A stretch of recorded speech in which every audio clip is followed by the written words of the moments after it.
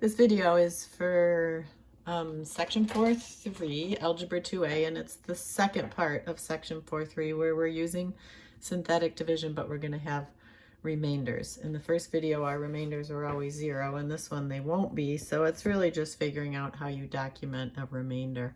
So I just want to remind you, when we were dealing with division and fractions and remainders with plain old numbers. So 20 over 3 is an improper fraction, and we would say it's the same as 6 and 2/3. We call this a mixed number. So 6 times 3 is 18, plus 2 is 20. So these two are equivalent. You can also think about it this way. If we're dividing 3 into 20, right, if you were doing long division, and you divided 3 into 20, you would say, oh, 3 goes into 20 6 times, and I have 2 left over. So notice this 6 and 2/3, this 2 is your remainder if you're dividing. And what did we do with that 2? We put it over 3. We put it over top of what we were dividing by. That's exactly what we're going to do when we get a remainder here. So we're going to start this the same way. We're going to change the sign here and divide by -8. And then 3, 2, 1 constant. I don't need any placeholders. So I'm going to put in my coefficients and draw my line, drop my arrow down. I'm just grabbing a calculator in case I need one here. So copy your 1 under the line. -8 times 1 is -8. 12 minus 8 is 4. -8 times +4 is -32. 35 minus 32 is 3. -8 times 3 is -24. 30 minus 24 is 6. That's your remainder.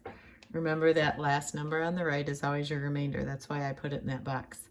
So here is my answer. Remember, I start one exponent lower. So my answer is 1x squared plus 4x plus 3 plus a remainder of 6.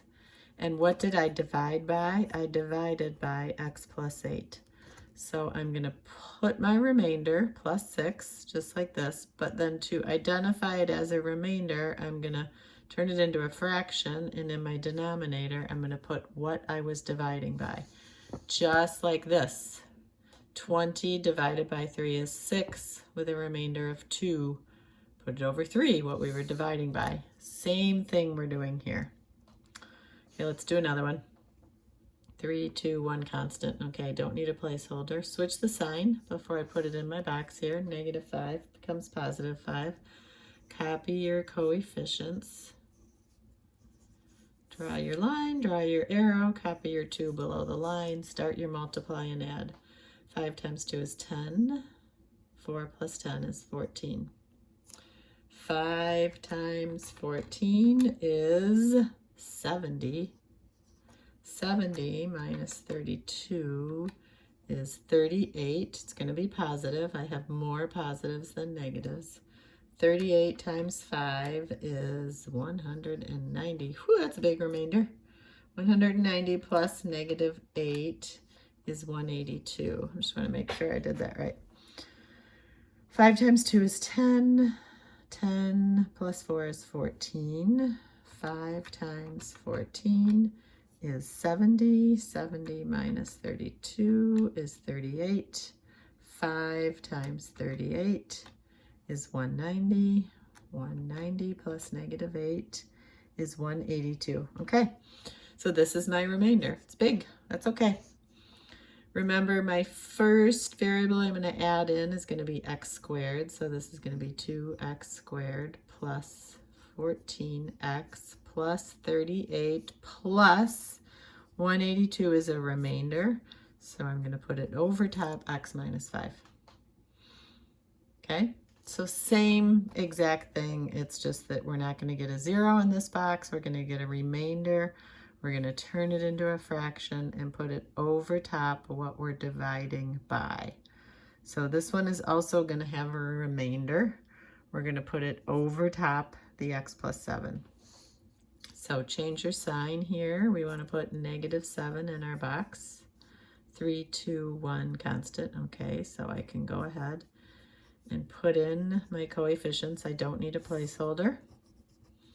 Copy my 1 under the line. -7 times 1 is -7. 7 minus 7 is 0. -7 times 0 is 0. -4 plus 0 is -4. -7 times -4 is positive 28. -31 plus positive 28. I have more negatives than positives, so my answer is going to be negative, and it's going to be 3. That is my remainder. So I started with x to the third, so my answer is going to start with x squared. So I'm going to have x squared plus 0x minus 4 minus my remainder, put it over top, x plus 7.